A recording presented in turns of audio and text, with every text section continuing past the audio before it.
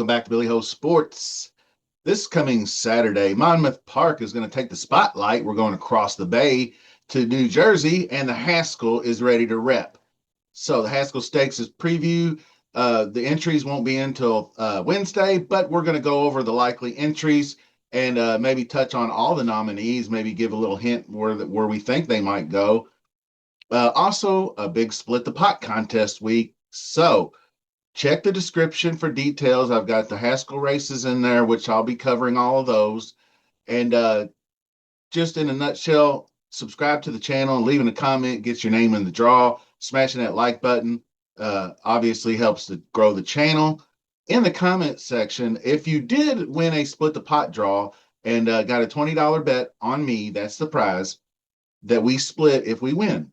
So what type of wager would you want to use? Would you rather do like a pick three or some sort of vertical type of bet, or would you choose a different race other than the Haskell, or how would you break that up?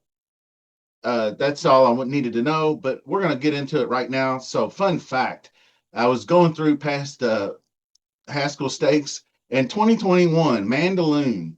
If you remember, he not only inherited the Kentucky Derby via disqualification, that very controversial one with maximum security. He also picked up the Haskell Trophy when Hot Rod Charlie crossed over in front of Midnight Bourbon and clipped heels, and he lost his rider, and that led to the disqualification of Hot Rod Charlie, giving Mandaloon another victory via DQ. So I believe the top two 3-year-olds, so going into this year anyway, the top two 3-year-olds, journalism and sovereignty, they're going to separate.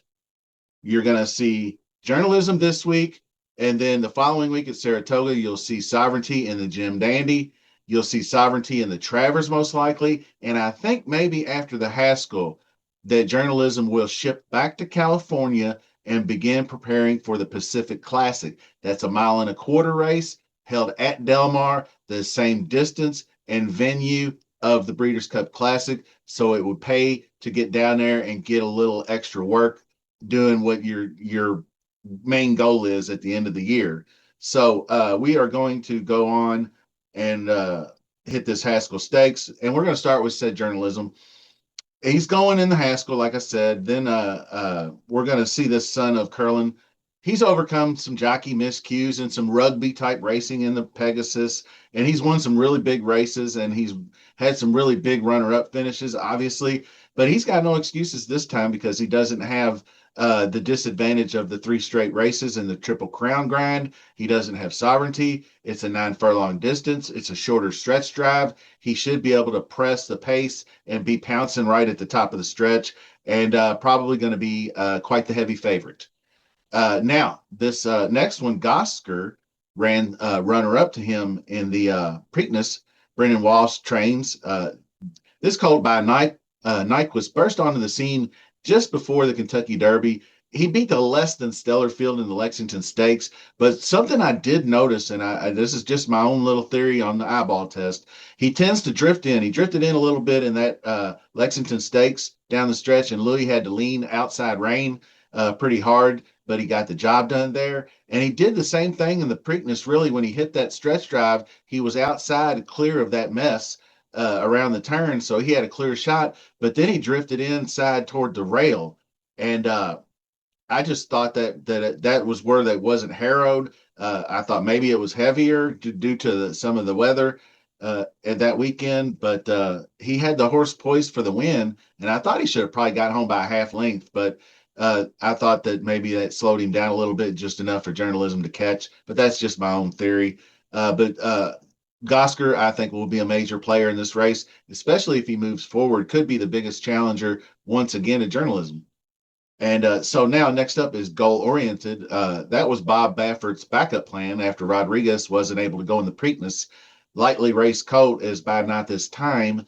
He had just won his second race.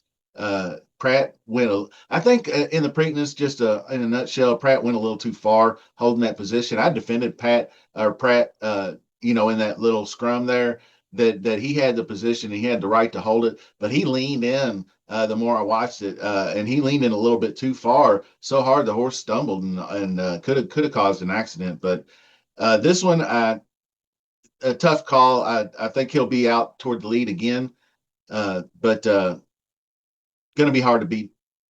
Obviously, journalism. So Burnham Square is our next competitor. I think this is built. I think he's kind of a sneaky one.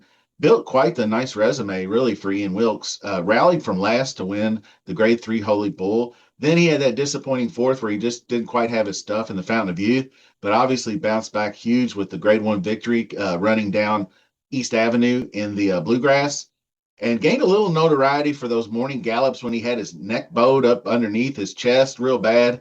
And so he got on a lot of posts on X about that.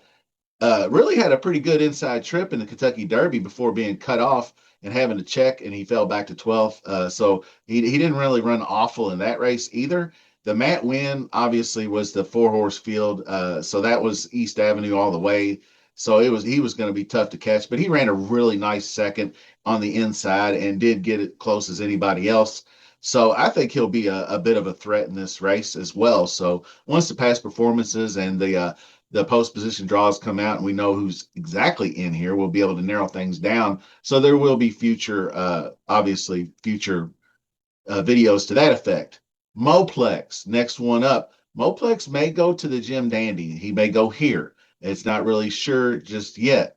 He's nominated, so we're going to talk about him. And I was a little doubtful in the Ohio Derby that he had never been 2 turns, and the average win distance for the sire wasn't quite there, but he proved me wrong in a big way. He's normally a horse that likes to lead, but he kind of broke outwardly and wasn't able to get to the front before Clever again. So he was content to sit right off the hip for that pressing trip, and it paid off, allowing him to take over down the stretch. And he showed good acceleration in the stretch, stretch out in distance too. So Moplex is one that's developing very nicely. So either Jim Dandy or Haskell Stakes. I'd like to see him in the Haskell. Admiral Dennis is another one, maybe finally coming around. This one might point toward the Virginia Derby. I think he might be just a little bit outclassed in this field, but he was a really highly thought of by the Brad Cox barn. He just didn't develop as quickly as they thought. So, but he seems to be coming around midsummer. The fourth in the gun runner way back was disappointing, but he debuted with a win at Fairgrounds, shipped over to Oaklawn, had a tough time there. But the Delaware Derby, he shook off a stumble, stopped the pace quite well, drew off for 3 1/4 length score in that inaugural running of the race. So if he can get out of the gate clean, he can definitely factor in as well. Now, some of the other lower tiered horses like Kentucky Outlaw looking to make his mark.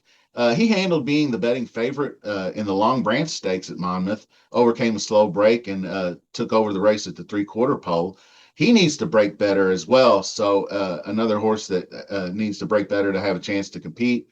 Then we have Bracket Buster, and that's Vicky Oliver. He made his 25 debut in the Lexington Stakes as well. Led the way and then fended off Praetor in the stretch, but could not get Gosger, so he settled for second place there.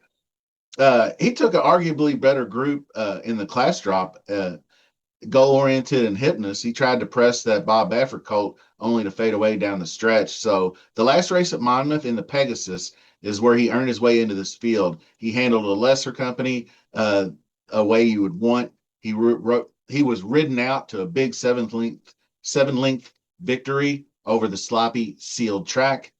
So that one might be a bounce back candidate. And now, Wild and Crazy Night, trained by Dan Ward, was a solid runner-up to that Bracket Buster in the Pegasus at Monmouth. Speed-oriented gelding, basically. Good early speed. He can relax and rally late when he needs to in the sprints, but I don't think he has much of a shot in this one either, and I don't think National Law does either. I'm not really sure if these horses are going to go or not. 3-year-old colt by Constitution. He broke his maiden back in December at Parks, despite drifting outside rail. Paco Lopez was riding. I don't know if he'll get entered or not, but he's another one that I'll briefly cover some other of the nominations. Some you might know, some definitely Crudo's one that might be familiar. DFL in the Belmont after chasing Rodriguez early for about a mile before he tired out. he's had a couple of works since then at Saratoga, so he may actually opt for Jim Dandy or wait for the West Virginia Derby as well. So that's Todd Pletcher's Colt Crudo. Hill Road is a Chad Brown. We know he's worked 3 times actually since the Belmont. Didn't fare so well there, but did win the Peter Pan pretty impressively. And he might point to a future race like West Virginia Derby, but he's also a nomination for the Brown. Chad Brown nominated 4. So and then there's Pletcher's Uncaged is nominated, 7th place in Belmont, 6th in the Peter Pan. I don't think he should be pointing toward this race. He needs to drop down into some company he can handle. And then I noticed he actually had a turf training session on June 23rd. So maybe they might be looking at him to try to make the switch to the turf. I don't know. Strategic Focus is one of those, the 4th nomination on the Chad Brown barn. Lightest race, Colt, definitely. Just 2 starts under his belt. Nice maiden win and another good one, DQing in the allowance. He was very green, though, down the stretch. He drifted into a stablemate and after getting the right-handed crop, and then the second strike, he crossed right over in front of him and interfered with him, and that's how he got DQ'd. Now, I think the jockey aboard the stablemate sold it pretty well by cutting across, because if he'd have just galloped out just a couple more steps, he probably would have been clear and won the race. But I kind of count those as wins anyway. But he seems to need to mature a little bit. He's one to watch down the road. I think he's very good. And then other horses like Chance McPatrick for Chad Brown has been very disappointed. Uh, Awful form since somewhat promising second place when he closed in the Tampa Derby, but the DFL and the Bluegrass, Chad Brown sent him to the Woody Stevens, and that was a failure. That was more successful distance he had as a 2-year-old and going a 1-turn distance. So I don't know what they're going to do with that horse. Garamond is another one from Chad Brown, and I think he kept the DFL streak alive on the Chad Brown barn. 6th last place in the Pegasus Stakes. Highly doubtful he goes. So that's kind of all the nominations. We'll obviously I hate to wait till Wednesday to get these past performances and nominations out. You get kind of spoiled when they start putting them out early, like a week ahead of time, like Saratoga and other tracks have done. But them's the breaks. So I hope you enjoyed this preview video. Give it a look. Hit that like button on your way out. Make sure you're subscribed. All the commenters are going on the big wheel for a spin. We're going to probably do 2 split the pot draws for Haskell Stakes Day at Monmouth. So be engaged, leave comments, and we'll see you very soon.